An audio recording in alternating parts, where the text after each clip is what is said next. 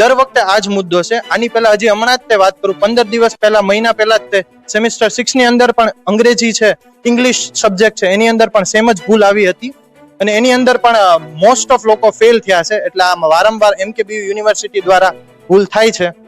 હું એટલી જ તે દરખાસ્ત કરીશ કે આ ભૂલ વારંવાર ના થાય અને છોકરાનું ભવિષ્ય છે. અમે લોકો લોના સ્ટુડન્ટ છીએ. લગભગ 70% વિદ્યાર્થીઓ બીજા વિષયમાં અગર 60%ની આસપાસ માર્ક લાવે છે તો પછી આ એક જ વિષયમાં શા માટે એમના ઓછા માર્ક આવે છે?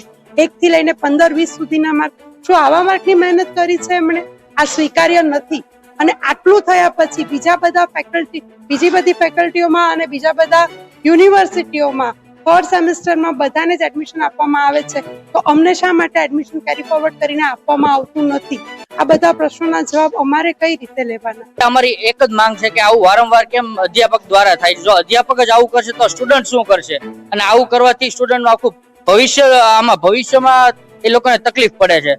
તો હવે અમારી એક જ માંગ છે કે તમે આનું એક નિવારણ લાવો કે ભાઈ અમારે અત્યારે યુનિવર્સિટી જે ટોપ થયો હતો એ સ્ટુડન્ટને 1 માર્ક આપવામાં આવ્યો છે, એટલે આ કઈ રીતે પોસિબલ છે?